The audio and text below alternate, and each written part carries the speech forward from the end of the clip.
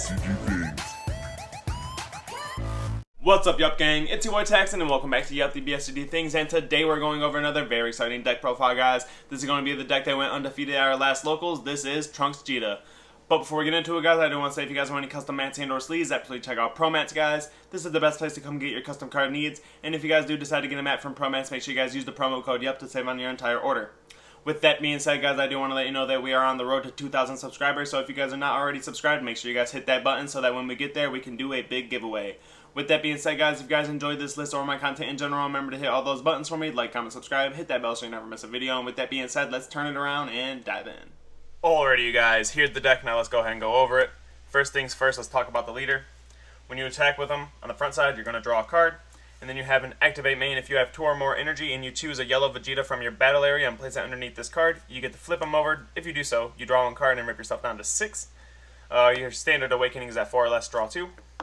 On the back side of the leader, you get this really cool auto. When you attack, you may draw a card, and if you choose not to draw a card, you get to play a yellow Vegeta, Trunks, or Bulma from your drop area or hand and play them in rest mode, which is pretty good. And then you also get this auto when you play a yellow battle card, or when a yellow battle card activates. EX Evolve, you draw 1 card, which is really good. It's not when you play 1 through EX Evolve, it's when you activate it. That's really good. Activate Battle, once per turn, place 1 card from underneath this card into the owner's drop area, and this card gets plus 10,000 power and double strike. This is basically a once per game because the only way we're going to get a card underneath them is with the Vegeta and the activate main on the front side. So anyways, let's dive directly into the deck's core, starting off with our extra package. We got 3 Frieza Army Reinforcements. Great card, activates when you're at 5 or less for free. You can take a life, negate the attack, and then play a blocker token, which is really good. If you don't use the blocker, of course, it just becomes a little 10k token later on that you can use for resting, you can use for attacking, yada yada. We're playing our 1-up power, the Super Saiyan. Everyone knows this card. It's been limited to 1 for a good reason. It's a very standard hard negate, and then you have an activate battle on the card, which is probably the best part about it.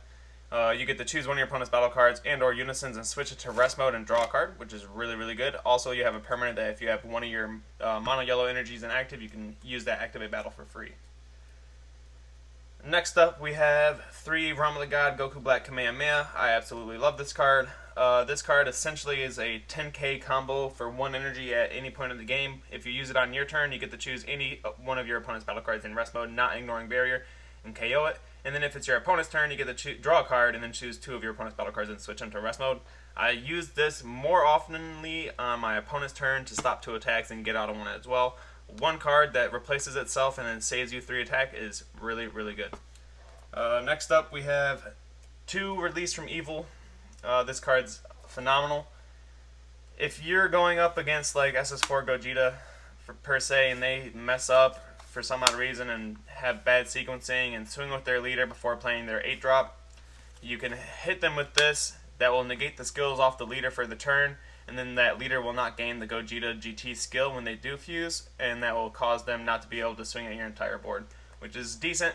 You would have to be versing a pretty bad player for them to synchronize that like that, but this is good for a lot of other things like going against SS3 Goku Reboot, going against Gamma 1 and 2. There's tons of things that's good against. Anyways, Tyrannical Blow. This bad boy is really good as well. This is going to basically be your counter without being a counter. You're essentially saving this for your battle card floodgates. Now that Vegeta Resolve Renewed is gone, Red's trying to adapt Topo a little bit more, so this will just smack Topo and make your opponent discard 2 and shit on their Unison for a turn if you need to. It's also super good against Blue. I love using that card against Blue. Anyways, next up, 2 Vegeta Final Flash. This card is iffy. No one falls for this card anymore, so 2's fine. I honestly have been thinking about going down to 1 so that I can just charge it and have my opponent know that I run them. And then I just never will have 1 in hand. I'll just charge it and let my opponent know that I have it, and if they do decide to go in, they're not safe. Anyways, because we're running so many extra cards, we're running Frieza Robotic Riposte. Everyone knows what this card does. Hard negate for 1, and then, or technically for 3, but it's reduced based off extra cards in your energy and drop area. You can go all the way down to 1. It negates the attack and then plays the card. If the card does come into play and successfully gets the on-play auto off, your opponent cannot attack with non-Unison cards for the duration of the turn unless they choose another one of their active cards and switch it to rest mode. Next up, we're running 2 Goku Steadfast Assistants. This card gets worse and worse the more and more metas it exists in. There's just so much deflect nowadays that this card is not the greatest, but a lot of the times I'll use this to stop things like Broly Crown from getting things out of my hand and then allowing me to draw a card and play a blocker on my opponent's turn at the same time. So it's still a really good card. I still like to run that card. Next up are Unisons. We have 2 copies of Vegeta Unison of Fury. This has went from side to main deck within the last meta because red has just been absolutely nasty. If you time this correctly, you can save yourself from a lot of threats. Like if you're going into Sin Shenron's turn 3, you definitely want to drop this. And if you're going into turn 4 or turn 5 for Gogeta, you definitely want to drop this. It may not last the turns afterwards, but this is definitely going to stop them from dropping their 8 drops and going in with them as well. And then as well for against Gogeta and Sin as well. If you drop this going into their turn 3, they can't use things like their rivals for Gogeta and then their Dredge Destroyer in terms of Sin. So this card's very good, and also it does have this minus. Let me explain it really quickly.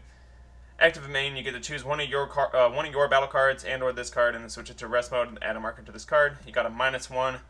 Take a marker off this card. You can't. Your opponent cannot attack with battle cards that are energy costs greater than their current energy until the end of the next turn. And then you have a -3. Choose one of your opponent's cards, switch it to rest mode, and then this card will get +5, double strike, and dual attack for the duration of the turn. So I have used this to close out games. I'm actually sure this is the card that won me my game when I was the last turn in time against SS4 Gogeta, and this card was helped me tap him out and then kill him. So that was amazing. This card also shutting down any of the Gogetas. It does so much by itself, and then also there's so many things in this deck that you can just tap down for free so that you can still swing with them. Like you can swing with your leader, play a 1-drop in rest mode, use the 1-drops auto to play another one. That one comes in active, and then you can use this to rest that, and then yada yada. Next up we have Gohan Z Fighter. I still love this card. If I have an opponent that stops like battle card pushes, I just drop this and I just go ham with this because triple attack 25k and making our leader 20k during our opponent's next turn is really obnoxious. So he's got a +1, draw a card. You got a -3. This card and your leader card get 5k until the end of your next turn, and this card gets triple attack for the turn. And then you have the auto. When this card is played with 4 or more markers on it, you get to KO X amount of cards when X is equal to the amount of Unisons in your drop area when you play this card. So essentially, you're only going to have 1 card in play when you play him. Most of the time, it's Vegeta. You'll use him if he doesn't die, or if you just use him, use his minus, and then drop him right behind it for a 5 energy total play. That can definitely happen. But anyways, there will normally only be 1 Unison in the drop area, so I only get 1 card through barrier removal, which is fine because this deck doesn't really struggle with barrier removal anyways because we have the Vegeta. Anyways, our super combo, we have 3 Krillin moments before comeback.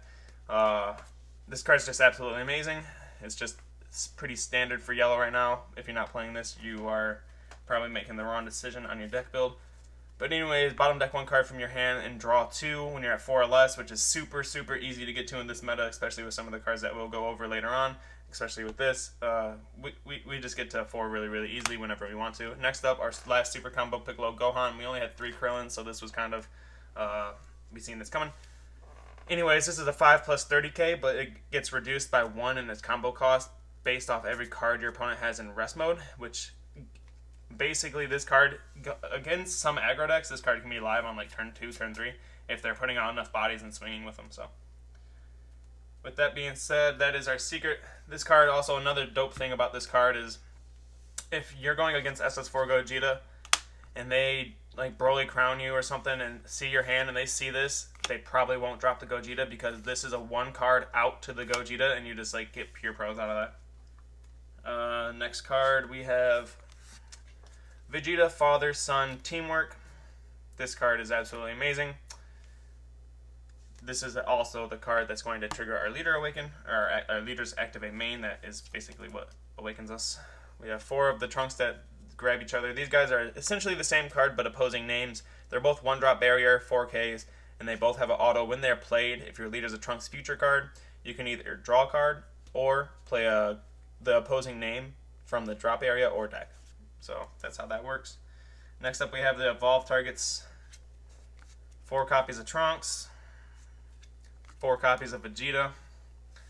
Trunks is amazing. Now always remember the draw effects on these are, for these guys, are cost, and then on the leader it's when you activate the skill, it's not when you play them. So even if these cards do get counterplayed, you still get the draw 2 out of them, and if it's against like a blue deck and they just go back to your hand, it's basically like a tap 1. It's like using a 1 energy draw monkey, because you don't ever lose that card from hand, which is cool.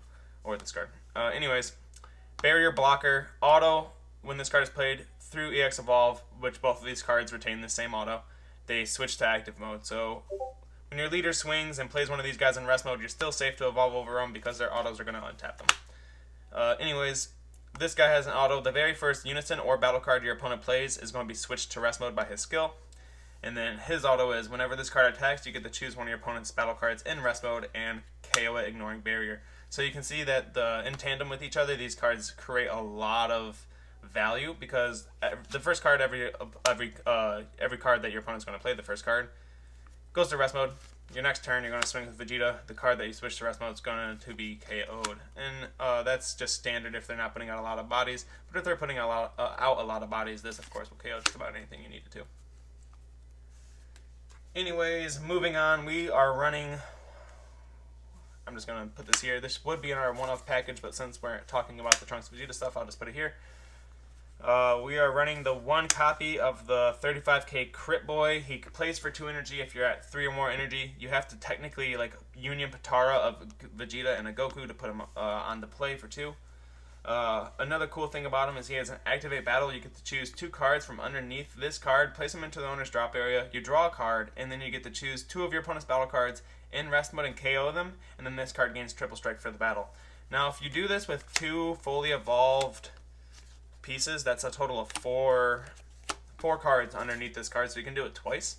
So if you do swing with this guy and you're swinging for 35k, as long as you're not staring down like an 8-drop Sen Shenron in your opponent's battle area, this card is normally going to do a lot of damage, because if they don't negate this, or whether or not they negate this or not, because you can use this activate battle anytime, you're going to get 2 removes, a draw, and you become triple strike. So if they don't out this card, you're going to do pretty well. And another dope thing about this is that in this meta right now, red's like super relevant, and not too much red things stop this card.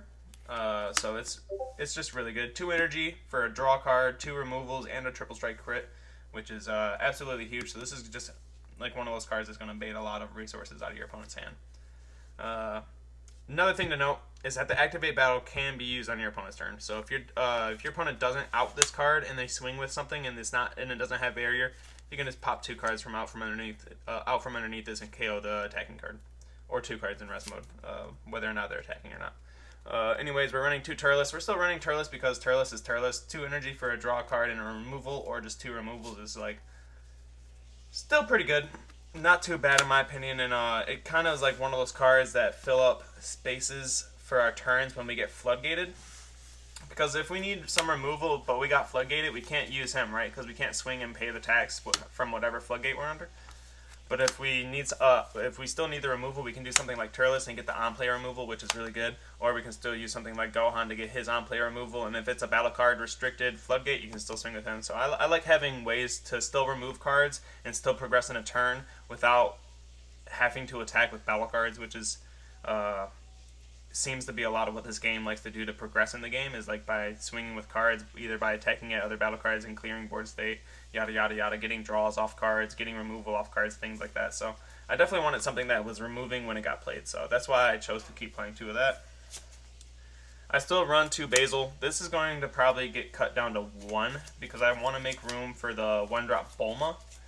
I need to find 2 slots of room for the 1-drop Bulma. Leave it in the comments below what cards I should cut.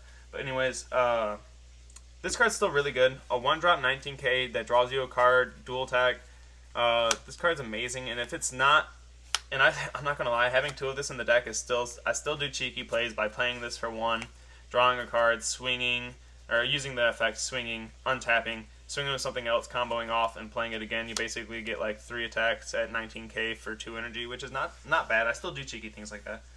So 2 copies of that. It's not terrible, but like I said, I want to add Bulma just to help my consistency in the deck, because turns where I have these live, and I mean these are almost always live. Once you find one, your deck is just basically going to poop them all into the drop area for you.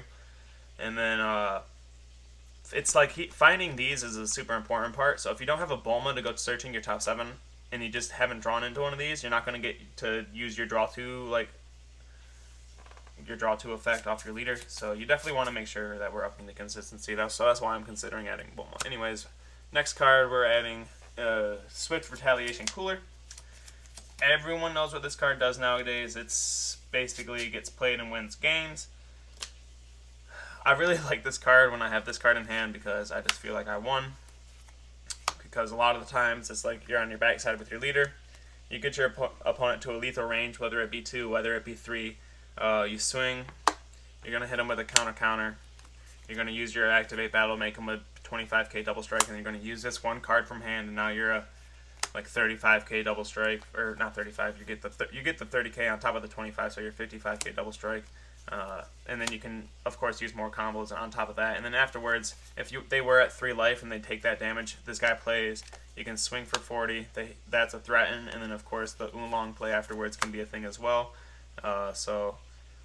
This combo, once your opponent's like basically under 4 life or at 4 life, is like super lethal.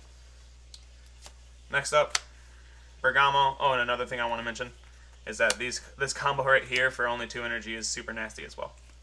So like on turn 5, if you wanted to swing with this guy and your opponent had a counter, you can counter with that.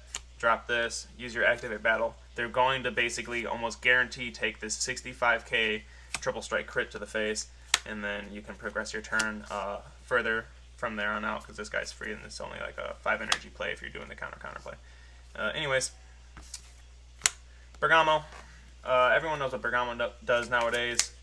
I still like this card a lot, and it feels even better now that the meta's shifted over to red, because red can't stop this card unless they're like running things like Omen or like Denial of Hope for some odd reason.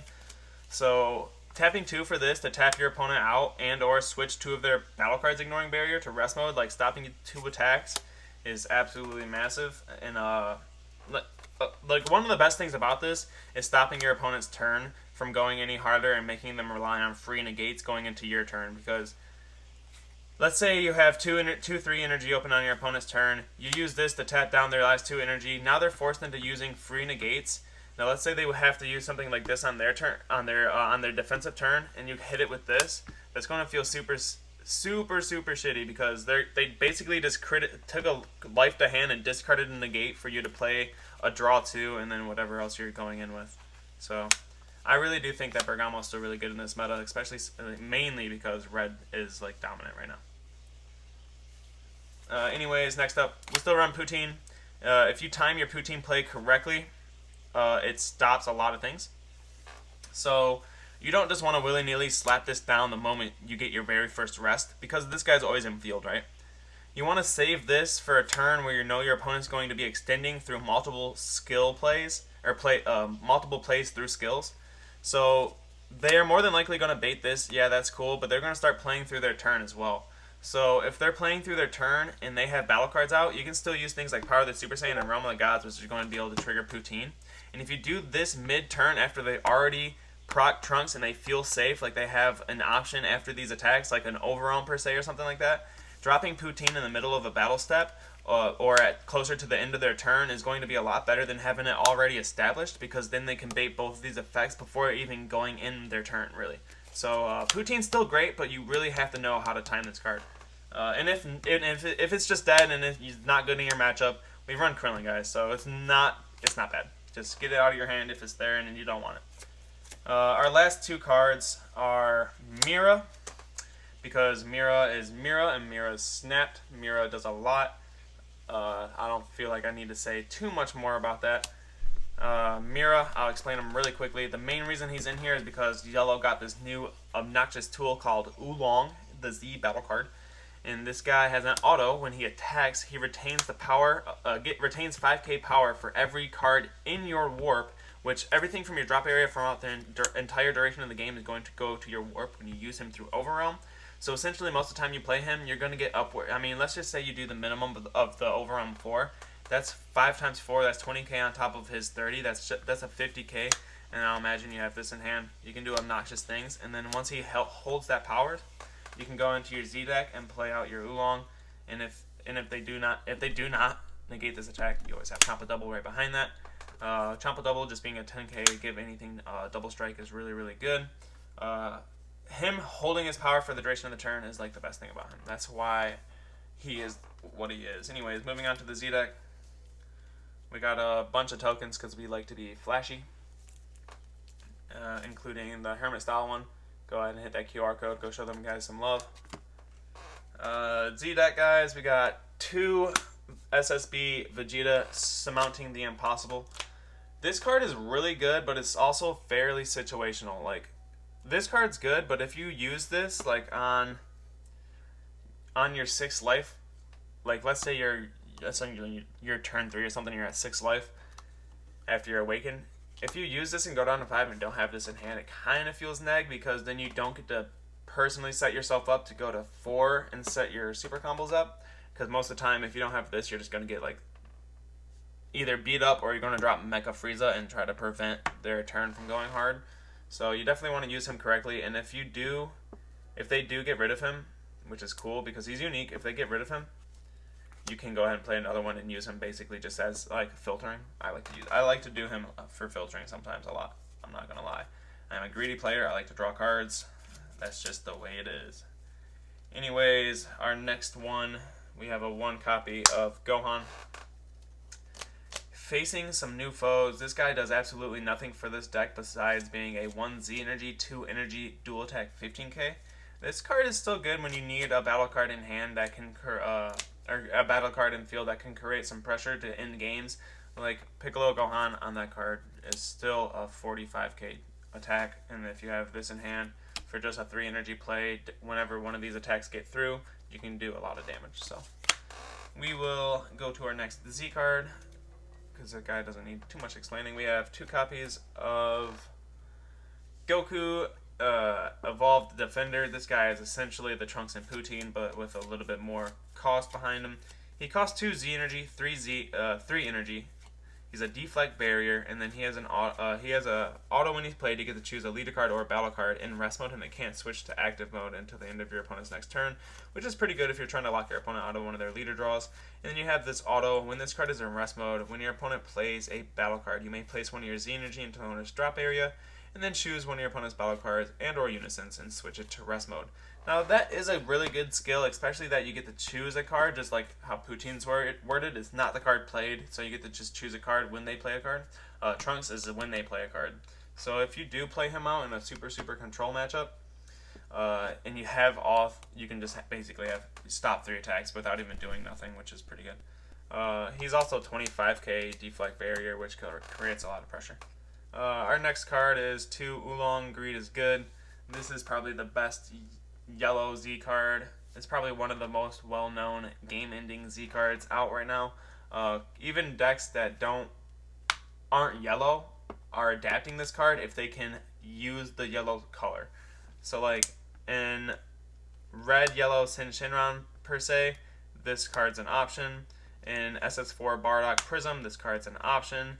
In set 2 Vegeta, this card's an option. I mean, even I think like things like, I don't think I need to explain this too much. 1 drop 4k, but you have an activate main. You get to choose any battle card in play, ignoring barrier, and then this card will gain that card's power for the duration of the turn. And then after the turn, this card will shoot back to its original 4k. So as I was explaining earlier, if you're super late game and you got a big drop area and you have Mira, you drop Mira, you become over 100k just on his own with no combos, and then you just absorb his power and then do it again. So you got two instances of doing a Mira Champa play, essentially. And like if you don't have Mira, your secret rare is always a big beefy 40k that you can just drop a double strike on either one of the attacks as well. So it's like this essentially is make any one of your cards a 1 energy extra amount for a dual attack, which is really cool. Anyways, this was the deck profile. I hope you guys enjoyed the list. If you guys did, remember to hit all those buttons for me. Like, comment, subscribe. Hit that bell so you never miss a video, and we will see you guys next time.